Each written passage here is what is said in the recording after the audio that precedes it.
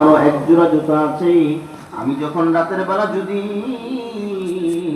এই জুতাগুলো পাই দিয়া জমিনের মধ্যে হাঁটাচলা করি, মুমিন বান্দাগুলোর ঘুমের ক্ষতি হয়ে যাবে। কাল কিয়ামতের দিন আমি আল্লাহর দরবারে এর হিসাব আমি আবু বকর দিতে পারবো না। সুবহানাল্লাহ। ওয়া ইবাদুর রহমানিল্লাযীনা ইয়ামশুনা আলাল আরদি হাওনা, জমিনের মধ্যে বিনয়ের সাথে চলাফেরা করতে হবে।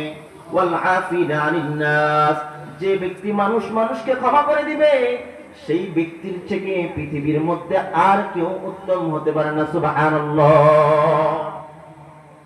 আল্লাহর রাসূল সাল্লাল্লাহু আলাইহি ওয়াসাল্লাম সাহাবীদেরকে নিয়ে কোন মজলিসে কথা বলতেছেন। আল্লাহর রাসূল সাল্লাল্লাহু আলাইহি ওয়াসাল্লাম সাহাবীদেরকে নিয়ে মজলিসের মধ্যে কথা বলতেছেন। একজন আনসারী সাহাবী ওই মজলিসের মধ্যে উপস্থিত হলেন। রাসূলুল্লাহ সাল্লাল্লাহু আলাইহি ওয়াসাল্লাম ডাক দিয়া বললেন, তোমাদের মাঝে যেই ব্যক্তিটা এখন উপস্থিত হয়েছে সেই ব্যক্তিটা জান্নাতি। একটা নয়, দুটা নয়, তিনটা মজলিসের মধ্যে ওই সাহাবীকে, আনসারী সাহাবীকে জান্নাতি ঘোষণা করলেন। সাহাবীদের মধ্যে সবচাইতে বেশি আশ্চর্য হয়ে গেলেন হযরতে আব্দুল্লাহ ইবনে উমর ইবনুল আস। সে চিন্তা করতে লাগলেন কি এমন আমল করে যেই আমলের কারণে রাসূলুল্লাহ সাল্লাল্লাহু আলাইহি ওয়াসাল্লাম তাকে ডাইরেক্ট পৃথিবীর মধ্যে জান্নাতি ঘোষণা করলেন। হযরতে আব্দুল্লাহ ইবনে উমর ইবনুল আস আনসারী সাহাবীর বাড়িতে গেলেন। আনসারী সাহাবীর বাড়িতে গিয়ে বললেন, ভাই আপনার বাড়িতে কিছুদিনের জন্য মেহমান হওয়ার জন্য আসছি, তুমি কি আমাকে মেহমানদারি করাবে কিনা? আনসারী সাহাবী ডাক দিয়া বললেন, ভাই তুমি হলেন একজন প্রসিদ্ধ সাহাবী, আমি তোমাকে মেহমানদারি করাবো। আব্দুল্লাহ ইবনে উমর ইবনুল আস তার বাড়িতে যখন গেলেন, 3 দিন অতিবাহিত হয়ে গেল। আব্দুল্লাহ ইবনে উমর ইবনুল আস ডাক দিয়া বললেন, ভাই আপনার বাড়িতে আমি মেহমান হওয়ার জন্য আসি নাই। আপনি কি এমন আমল করেন যে আমলের কারণে রাসূলুল্লাহ সাল্লাল্লাহু আলাইহি ওয়াসাল্লাম আপনাকে জান্নাতি ঘোষণা করলেন?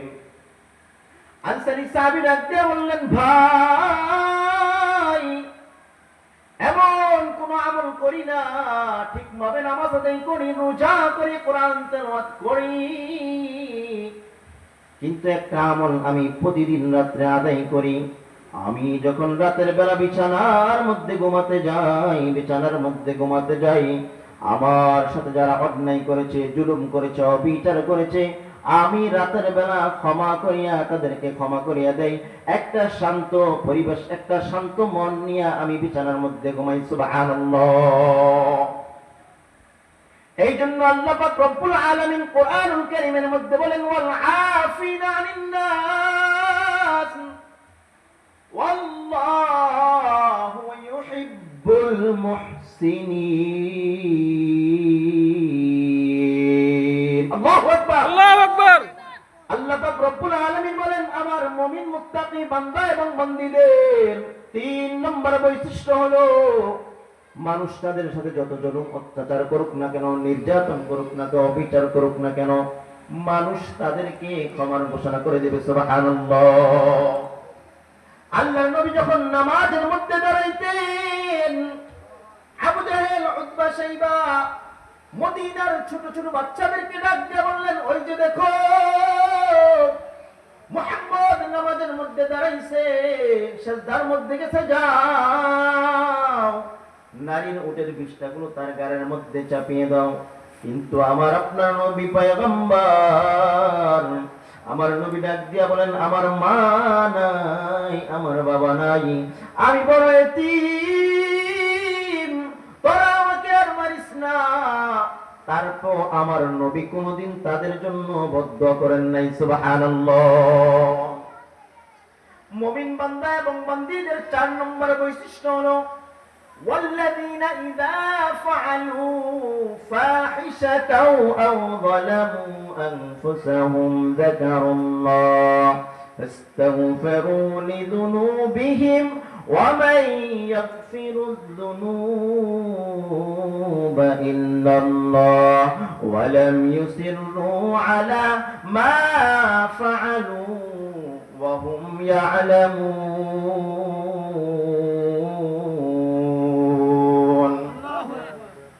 মুমিন বান্দা এবং বান্দীদের 4 নম্বর বৈশিষ্ট্য হলো মুমিন বান্দা এবং বান্দী যতই অন্যায় করুক না কেন, যতই জিনা করুক না কেন, যতই ব্যভিচারের মধ্যে কাটুক না কেন, বান্দা যদি মনটারে নরম করিয়া, বান্দা যদি দিলটারে নরম করিয়া আল্লাহকে ডাকতে, আল্লাহ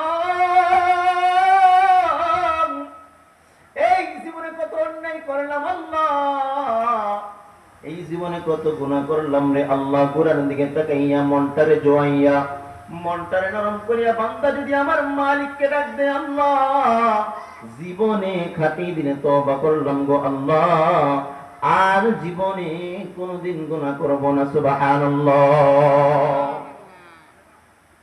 হযরতে দাহিয়াতুল